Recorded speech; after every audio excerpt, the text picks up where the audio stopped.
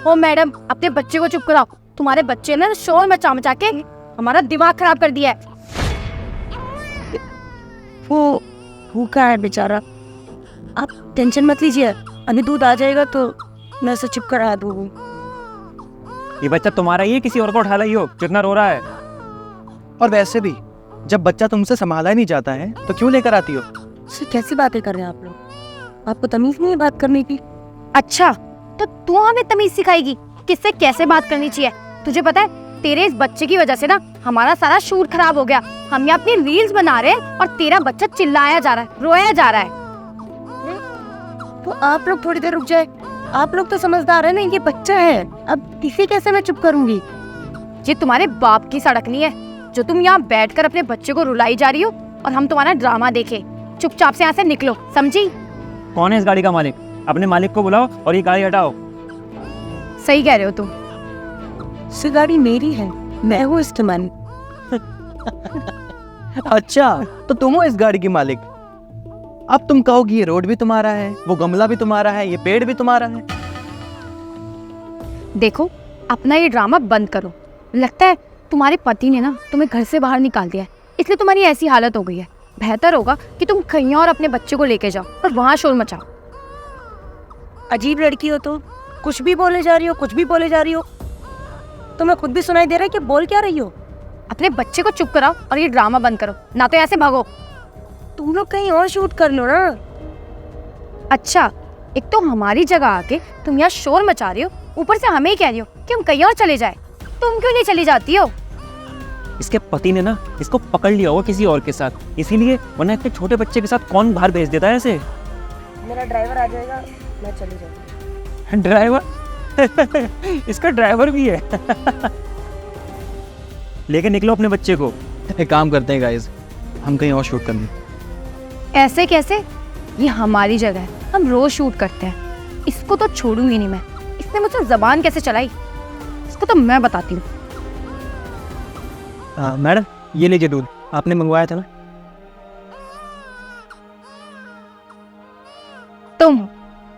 तुम इसके ड्राइवर हो? जी हाँ, कुछ हुआ है क्या?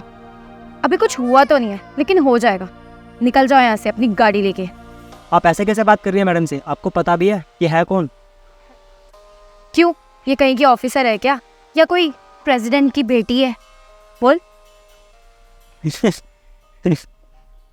मैडम, लगता है बेबी सो गया। हाँ, मुन्ना सो गया है, इसे मैं थोड़ा सुलाने के अच्छे से।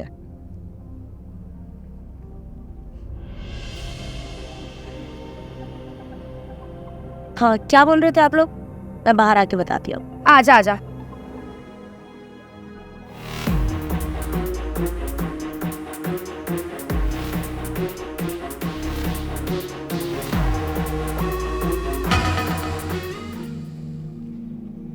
क्या हुआ? मैम, आप आर्मी ऑफिसर है? हमें नहीं पता था, वरना हम आपके साथ ऐसे बिहेव नहीं करते।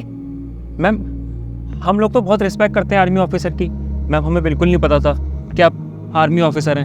हम गलती हो गई हम लोगों से मैम। मैम, वो बच्चा रो रहा था और हम लोग रील्स बना रहे थे, इसलिए ये सब गलती से हो गया। खामोश!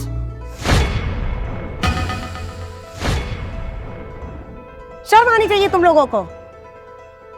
मैं आर्मी ऑफिसर हूँ तो तुम्हें अपनी गलती का रियलाइज हो रहा है? हाँ? कोई आम औरत अगर अपने बच्चे को दूध पिला रही होती या उसे सुला रही होती तो तुम्हारी रील बनने में प्रॉब्लम हो रही होती। अरे शर्म आनी चाहिए तुम जैसे लोगों को। कहाँ लेकर जाओगे हमारे देश को? एक बच्चे के रोने से तुम्हारी रील शूट में प्रॉब्लम आ गई। हाँ, तुम्हारा काम खराब हो गया।